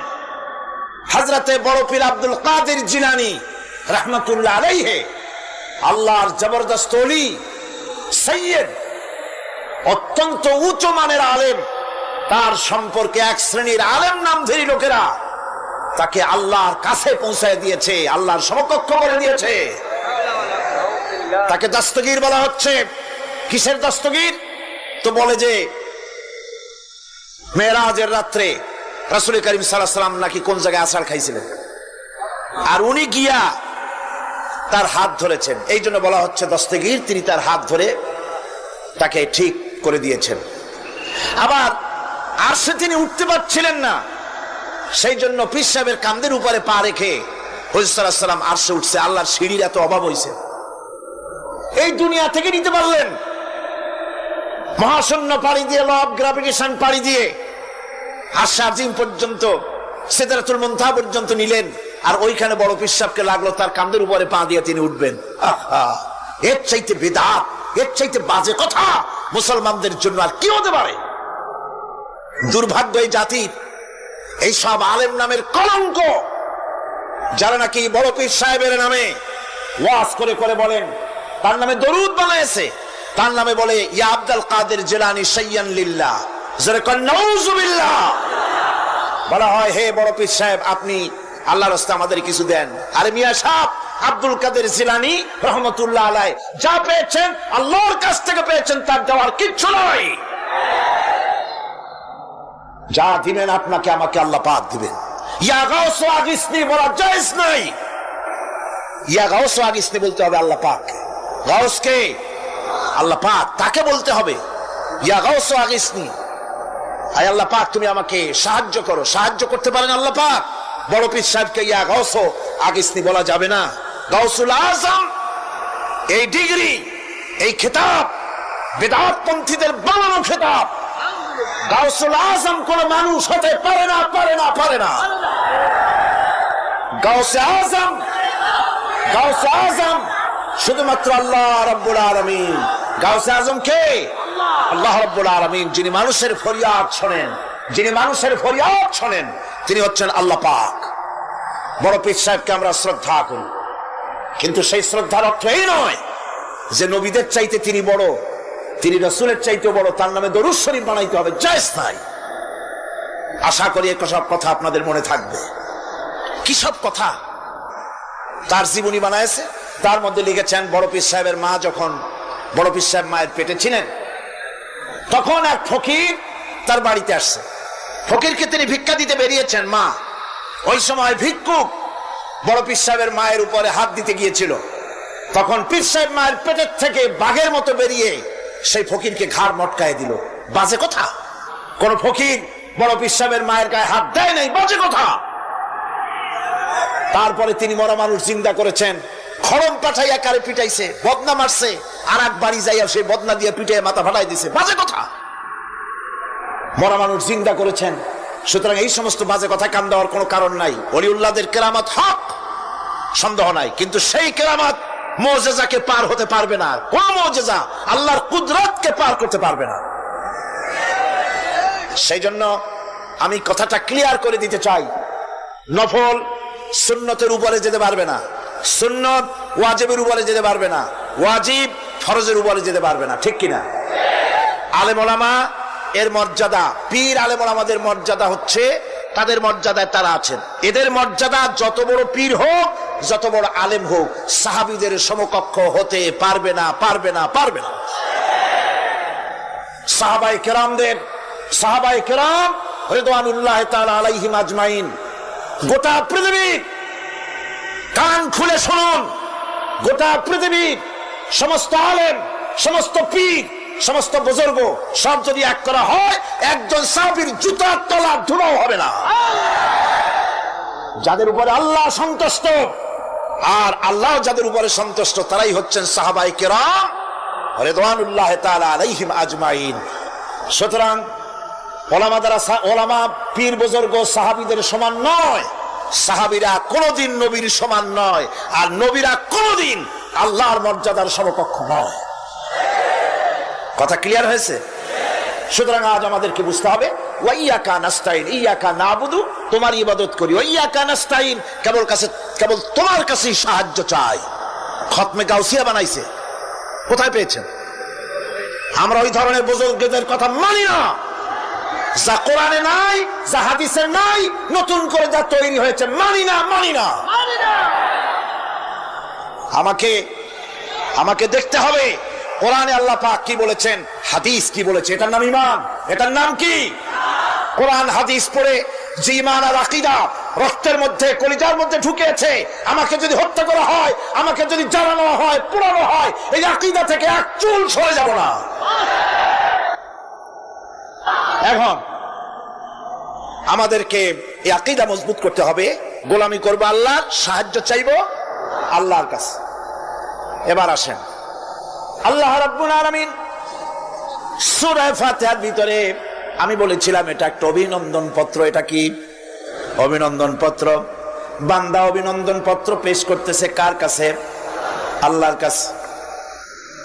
এই অভিনন্দন পত্রের কয়টা ভাগ ছিল? 3টা ভাগ। প্রথম ভাগে হলো প্রশংসা, দ্বিতীয় ভাগে পরিচয়। মাশাআল্লাহ, মনে আছে সকলে। এবার আসছে 3য় অধ্যায়। এবার মূল দাবি, প্রশংসা করেছি, পরিচয় দিয়েছি, আমরা তোমার বান্দা। এবার প্রশ্ন হচ্ছে, চাও কি? পরিচয় তো শুনলাম, চাও কি? আল্লাহ রাব্বুল আলামিন আমাদেরকে শিখায় দিলেন কত বড় মেহেরবান তিনি, কত দয়ালু তিনি। তার কাছে চাওয়ার ভাষাটাও তিনি আমাদের শিখাই দিলেন। জনগণ সুবহানাল্লাহ। রব্বুল আলামিন আমাদের শিখালেন এভাবে চাও, ইহদিনাস সিরাতাল মুস্তাকিম সিরাতাল্লাযীনা আন'আমতা আলাইহিম গায়রিল মাগদুবি আলাইহিম ওয়ালাদ-দাল্লিন।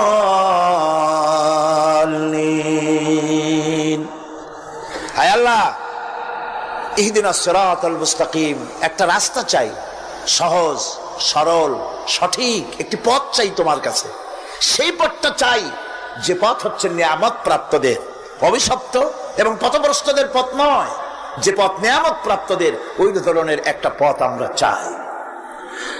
পথ দেখাবার মালিককে কোরআনে কারীম বলছে, আল্লাহ রাব্বুল আলামিন বলেন, ওয়া আলাল্লাহি কাসদুস সাবিলি ওয়া মিনহা জাইরুন ওয়ালাউ শাআ লাহাদাকুম আজমাইন।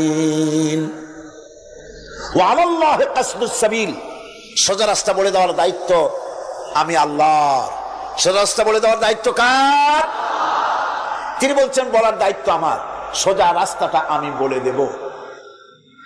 আল্লাহ রাব্বুল আলামিনের কাছে বান্দা যখন রাস্তার দাবি করলো, সোজা পথ চাই, সহজ পথ একটা তোমার কাছে চাই, রব্বুল আলামিন সূরা ফাতিহার 7টা আয়াতের এই অভিনন্দন পত্রের জবাবে 30 পারা কোরআন শরীফ আল্লাহ পাক বান্দারে দান করে দিলেন।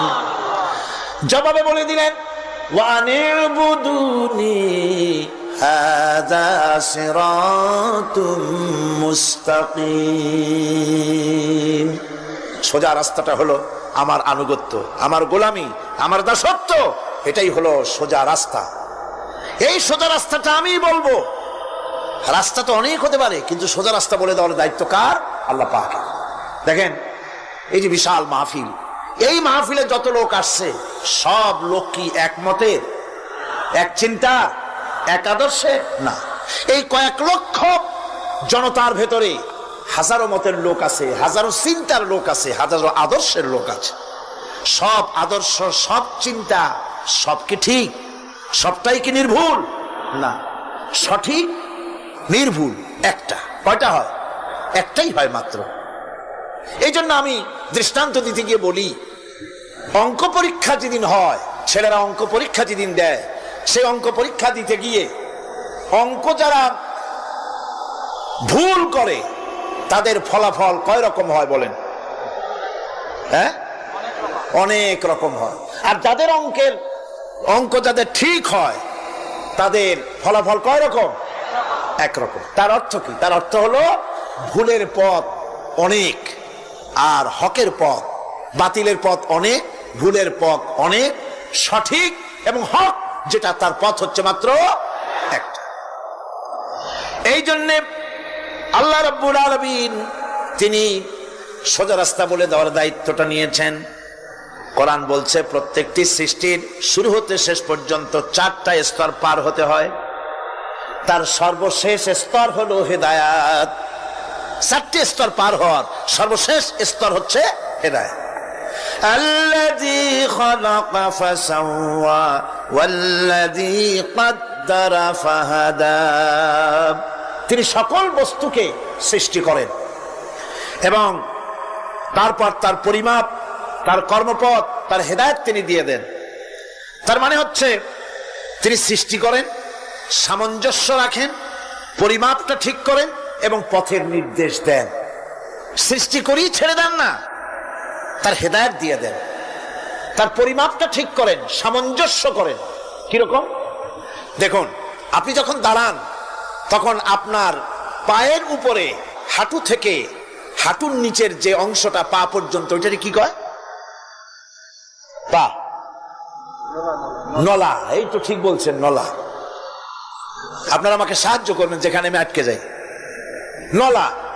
এই নলাটা পায়ের সেন্টারে যদি রাখা হতো, বোঝেন ভালো করে, পায়ের সেন্টারে এই জায়গাটা, এটা ধরুন পা, এই জায়গাটায় যদি হতো পায়ের নলাটা, হয় সিধায় পড়তেন না হয় ফুটোয় পড়তেন। আল্লাহ পাক বলছেন শুধু সৃষ্টি করি না, সামঞ্জস্য এবং পরিমাপ ঠিক করি, মাপ মতো পাটা সামনে গোড়ালির কাছে নলাটা বসায় দেওয়া হয়েছে যাতে আপনি চিত না হন, বুটো হয়ে না পড়েন। সুবহানাল্লাহ কইতে ইচ্ছা করে না?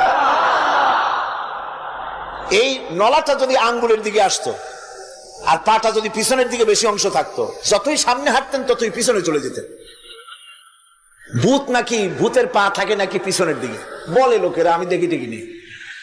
ভূত নাকি সামনে আগাতে গেলে পিছনে চলে যায়। এ পায়ের সামঞ্জস্যটা, অনেক কথা বলবো না, দুই একটা দৃষ্টান্ত দেব, তাতেই বুঝে ফেলবেন। আল্লাহ পাক বলেন শুধু সৃষ্টিই করি না, তার সামঞ্জস্য এবং পরিমাপকে ঠিক করে দেই।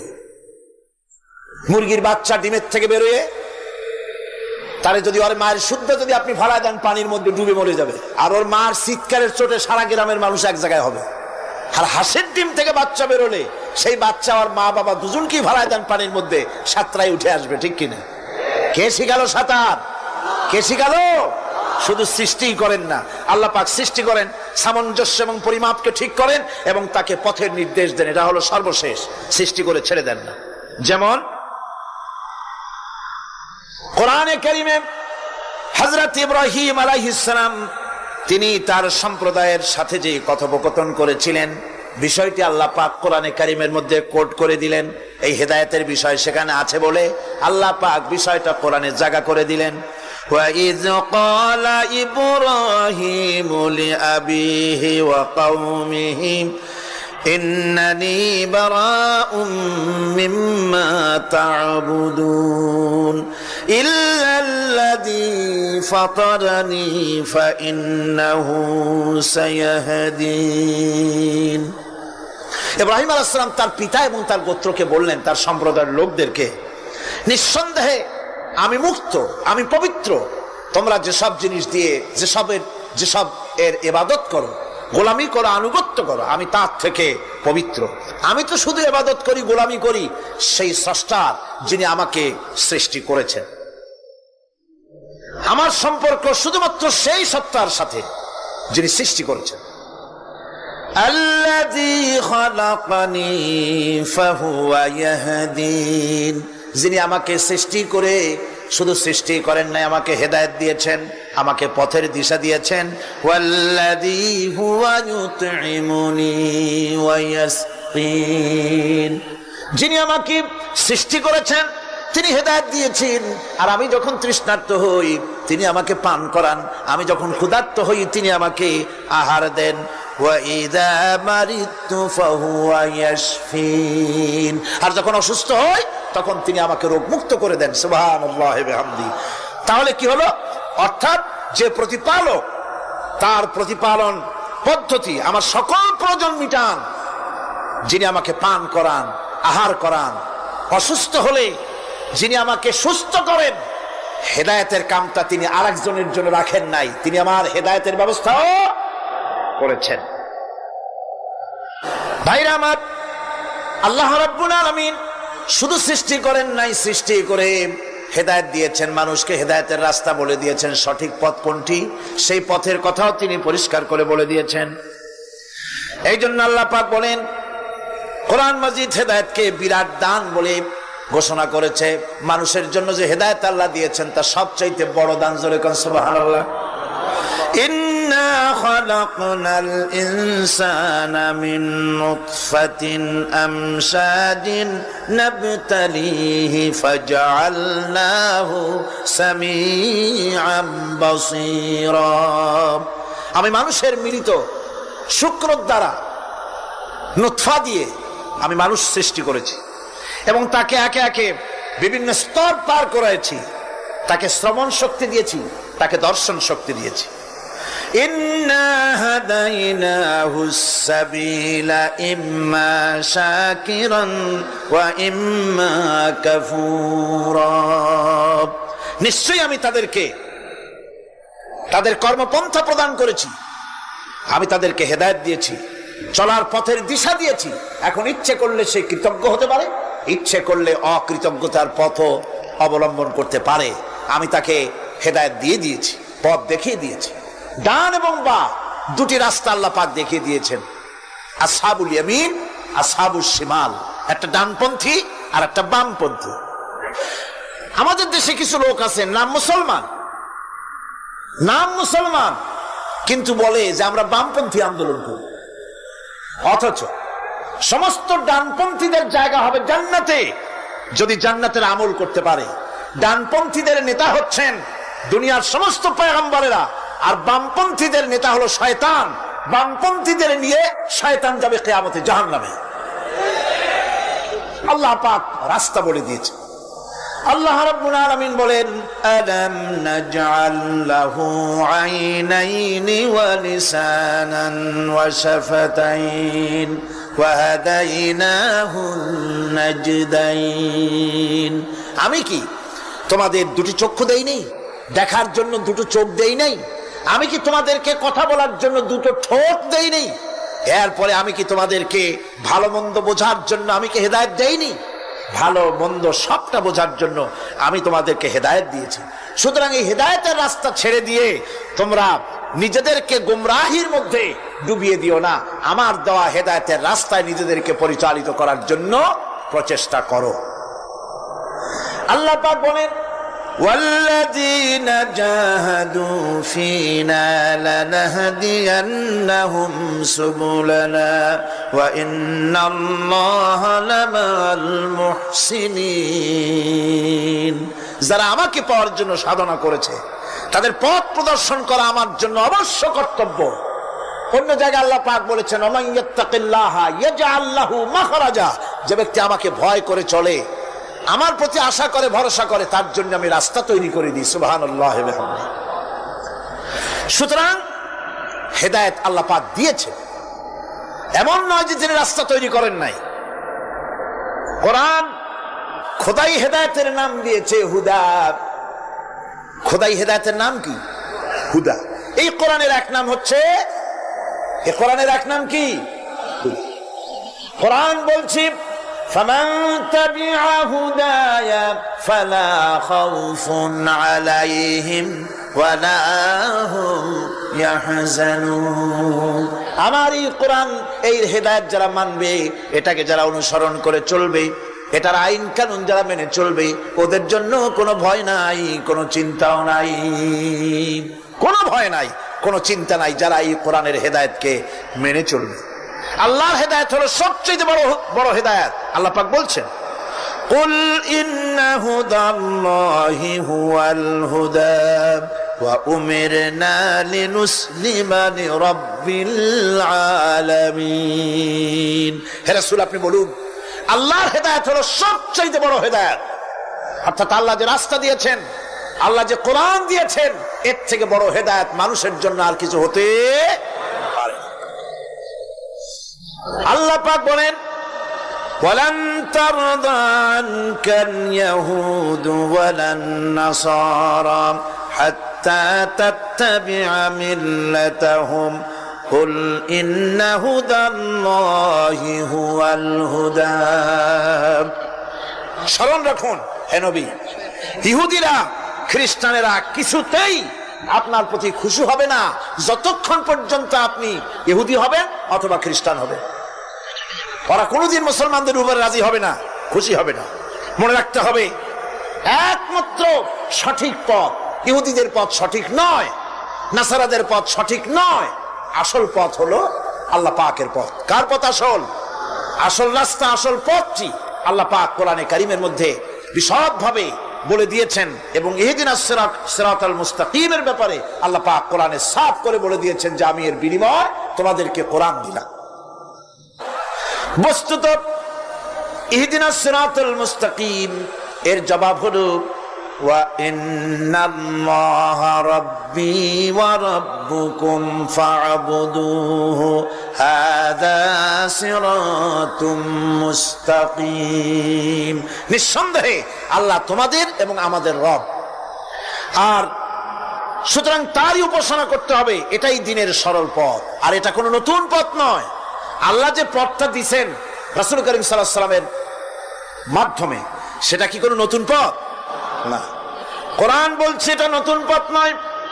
শারা'a লাকুম মিনাদ দীন মা ওয়াসসা বিহি নূহান ওয়াল্লাযী আওহাইনা ইলাইকা ওয়া মা ওয়াসাইনা বিহি ইব্রাহিম ওয়া মূসা ওয়া ঈসা আন আকিমুদ্দীন ওয়া লা তাতাফাররাকু ফীহি শারআ লাকুম মিনাদ-দীন।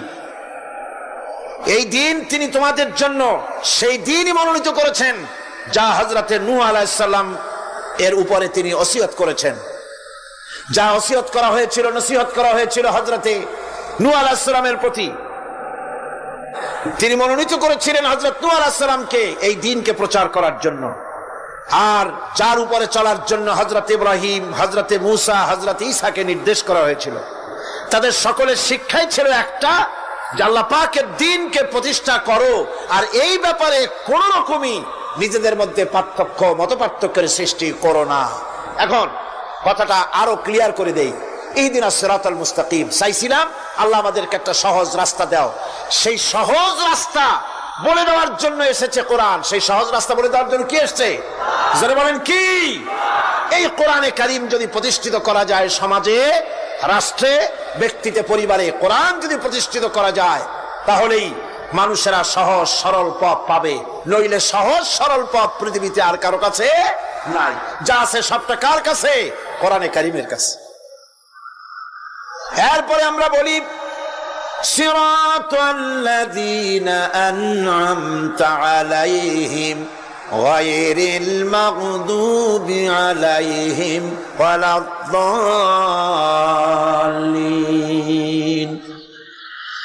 রাস্তার থেকে মানুষেরা মাঠের ভিতরে নামার চেষ্টা করছেন, কিন্তু মানুষকে কষ্ট দেওয়া ছাড়া আর কিছুই হবে না। আমি অনুরোধ করছি, রাস্তা থেকে লোকেরা মাহফিলের ভেতরে ঢোকার চেষ্টা করবেন না।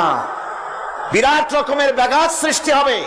সকলে বসে পড়ুন, যিনি যে জায়গায় আছেন সেখানে বসুন, চাপ সৃষ্টি করবেন না, বসুন। আপনারা দাঁড়ালে আরো বিশৃঙ্খলার সৃষ্টি হবে কোরআনের মাহফিল। খবরদার বেয়াদবি করবেন না, কেউ দাঁড়াবেন না। যারা দাঁড়িয়েছেন বসেন, আর জোরে সরে জিকির করেন লা ইলাহা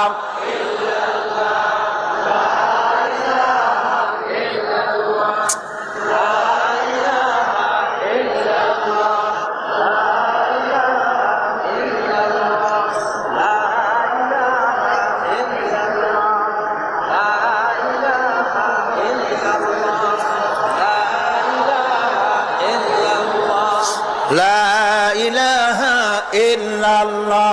জোরে করেন লা ইলাহা, লা ইলাহা,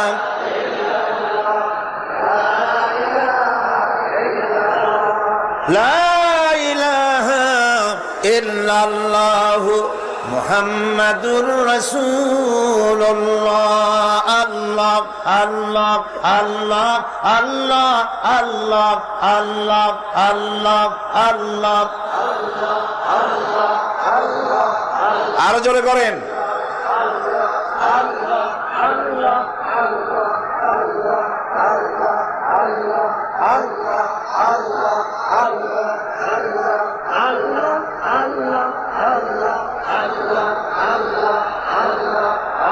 লা ইলাহা ইল্লাল্লাহ মুহাম্মাদুর রাসূলুল্লাহ।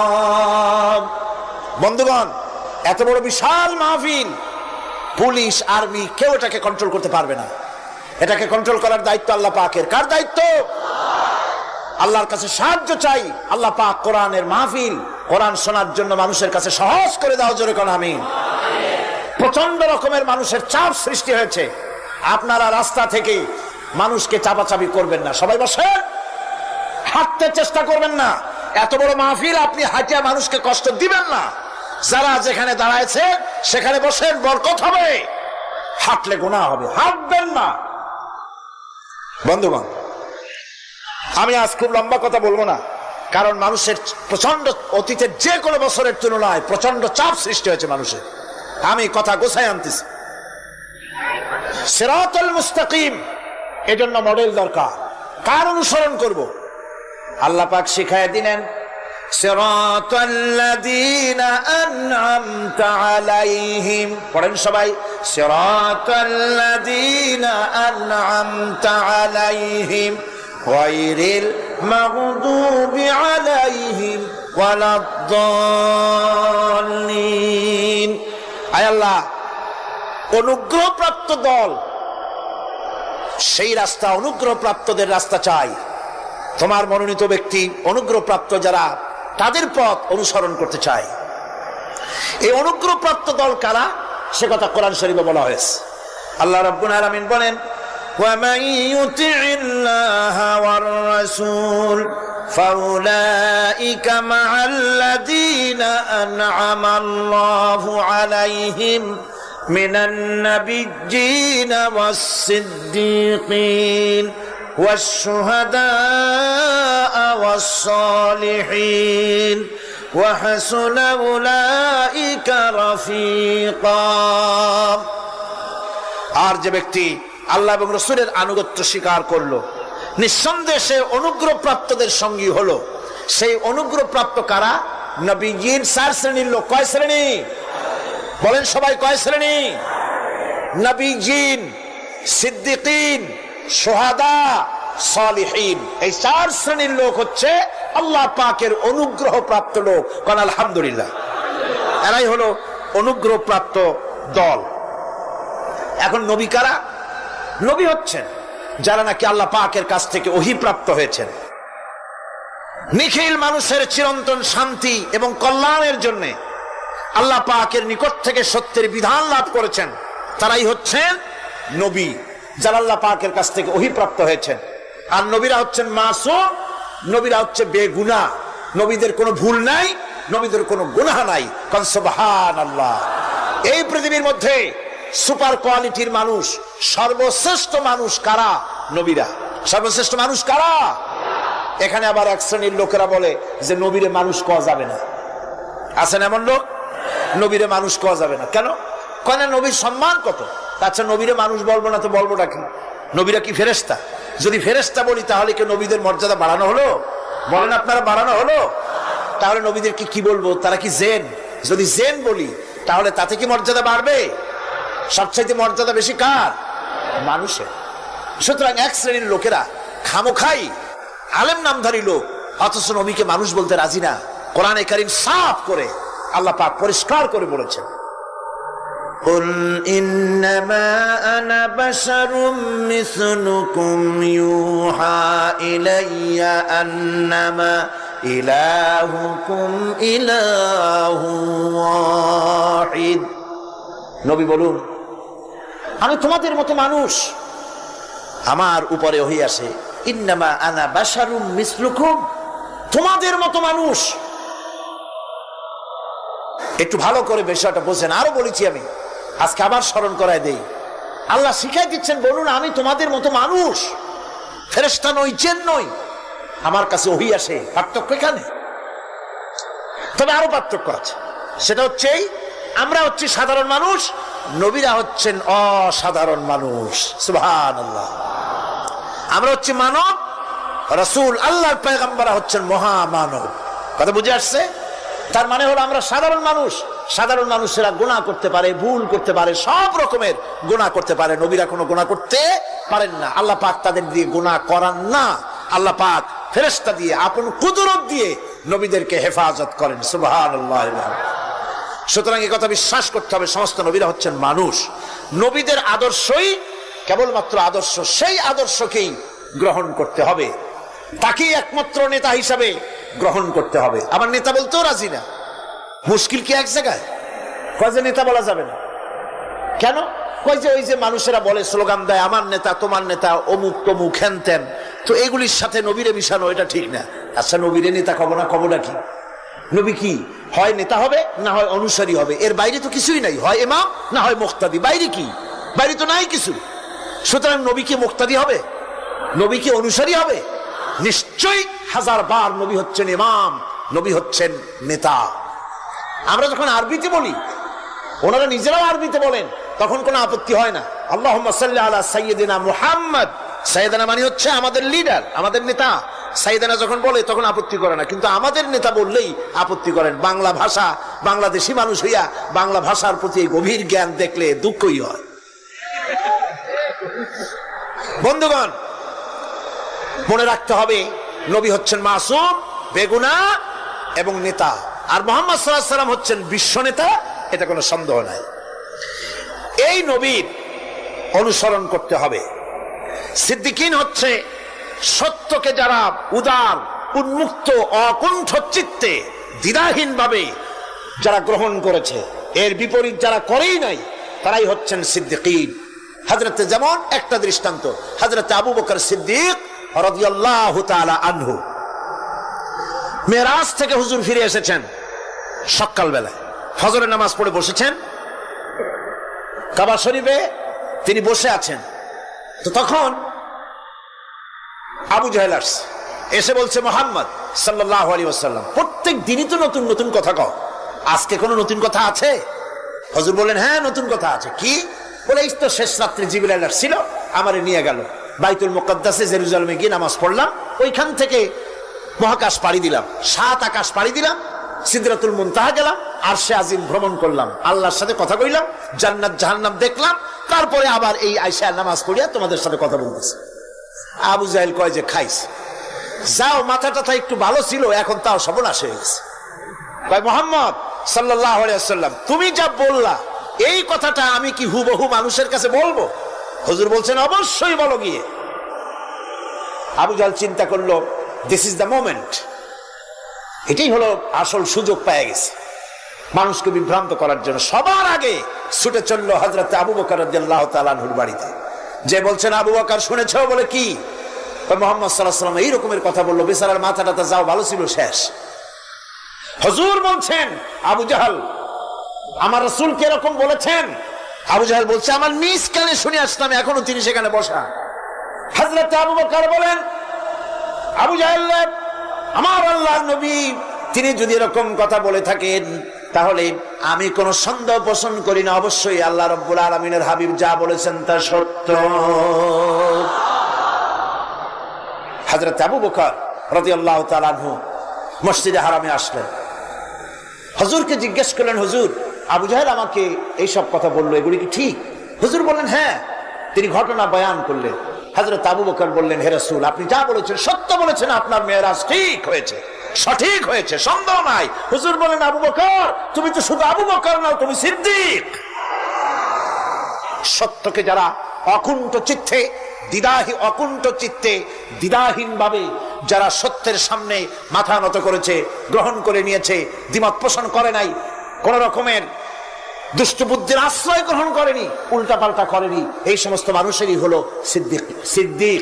আর এদের দলকেই সিদ্দিকিন বলা হয়। তাহলে নবীয়িন, সিদ্দিকিন, এনারা হচ্ছেন নেয়ামত প্রাপ্ত।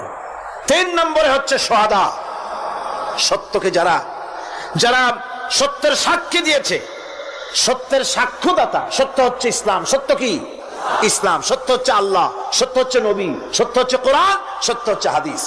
এই মহাসত্যকে যারা স্বীকৃতি দিয়েছে, নিজেদের কথা দিয়ে, কাজ দিয়ে, ধন দিয়ে, সম্পদ দিয়ে, এমনকি নিজের জীবনটা এই রাস্তায় বিলিয়ে দিয়ে, মহাসত্যের চিরস্থায়ী সাক্ষী দিয়ে দুনিয়া থেকে যারা বিদায় হলেন, ওনারা হচ্ছেন শহীদ। আজ রাস্তাঘাটে শহীদ হয়, যার তার নামের আগে শহীদ বসায় দেয়। শহীদ এত সোজা জিনিস নয়।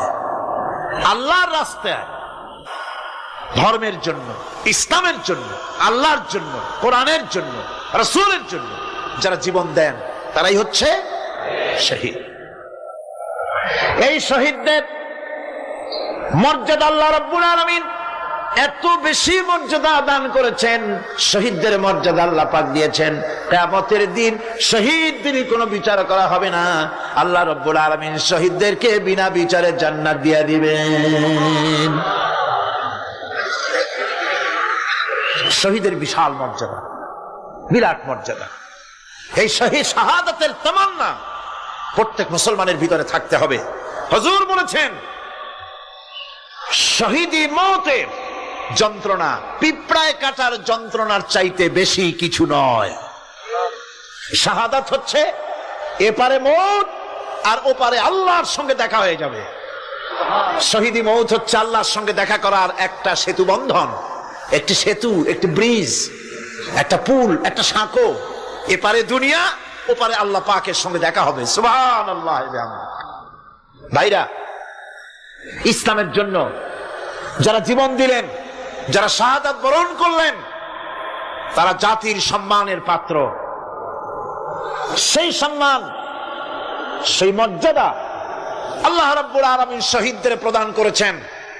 হযরত আব্দুল্লাহ জুলবাজাদাইন, যার কথা বুখারীতে লেখা হয়েছে। সুবহানাল্লাহ। যুবক মানুষ ইসলাম কবুল করেছেন। ইসলাম কবুল করতে গিয়ে বাড়ি ঘর জায়গা জমি কিছুই ছিল না। ছোট্ট অবস্থায় বাবা মারা গেছে, চাচার ঘরে লালিত পালিত হচ্ছিলেন। এরপরে রাসূলের প্রতি ঈমান আনবেন, চাচার ভয়তে পারেন না। হুজুর হিজরত করলেন। আব্দুল্লাহ, তার নাম ছিল আব্দুল উজ্জা। তিনি চলে গেলেন চাচার কাছে। চাচা গো, মুহাম্মদ সাল্লাল্লাহু আলাইহি ওয়াসাল্লাম আল্লাহর নবী, ব্যাপারে তোমার মত কি? তিনি বলেন, আমারও তো তাই মনে হয়। যদি তাই মনে হয় তার উপর ঈমান আনবেন কিনা? চাচা বলে, না, কখনো ঈমান আনবো না। ভাতিজা বলতেছেন, চাচাজি, বছরের পর বছর ধরে অপেক্ষা করতেছিলাম, আমি আপনার অধীনে আছি বলে ইসলাম কবুল করতে পারি নাই। আমার ইচ্ছা ছিল আপনি আগে করবেন, তারপরে আপনাকে দেখা দেখি আমি করব। কিন্তু আপনি যখন ইসলাম কবুল করলেন না, আর করবেন না বলে যখন ঘোষণা দিলেন, আপনাকে উপস্থিত রেখে আমি ঘোষণা দিলাম, লা ইলাহা ইল্লাল্লাহু মুহাম্মাদুর রাসূলুল্লাহ। চাচা বলছে, ভাতিজা, এর পরিণাম জানো? কয়, না, জানি না। এর পরিণাম হচ্ছে তুমি আমার বাড়িতে থাকো, আমার বাড়ি ছাড়তে হবে। বললেন, রাজি আছি। উট ছাগল ভেড়া ঘোড়া যা দিছি ছাড়তে হবে। বলছে, রাজি আছে। চাচা বলছে, শুধু তাই নয়, পরনের যে লুঙ্গি আছে, গায়ে যে জামা আছে, আমার পয়সার লুঙ্গি জামা ছাড়তে হবে।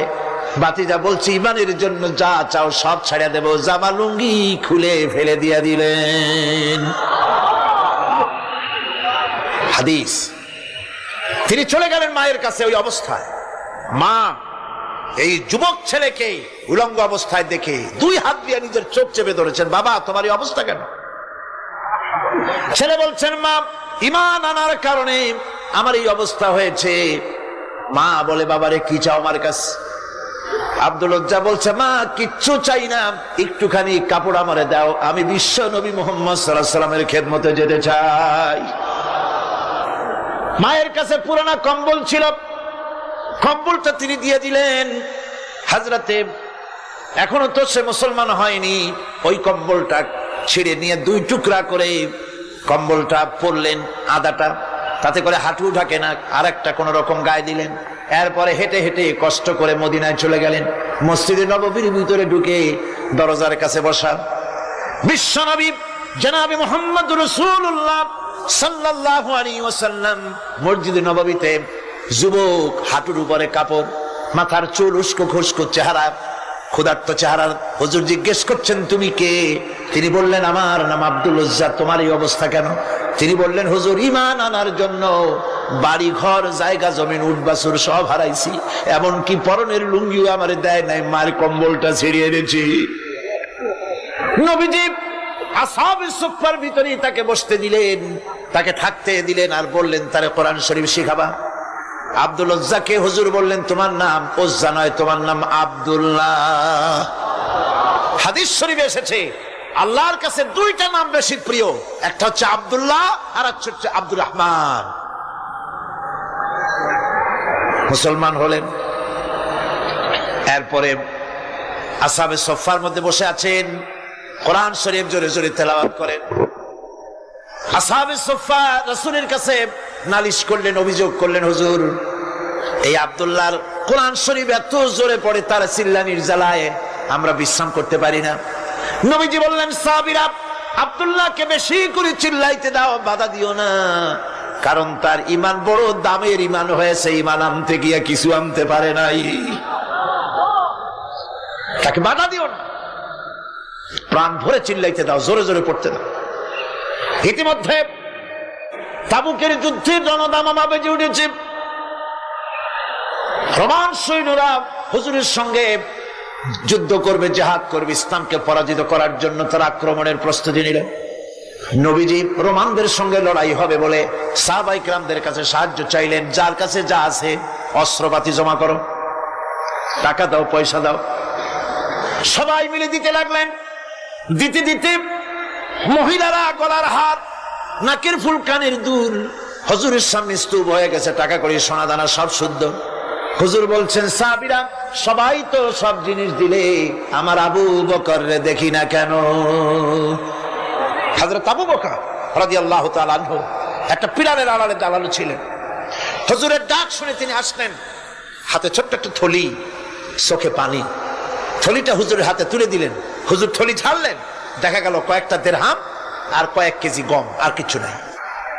হুজুর তাকালেন, দেখছেন আবু বকর রাদিয়াল্লাহু তাআলা আনহুর চোখের পানিতে দাড়ি ভিজে ভিজে পড়তেছে।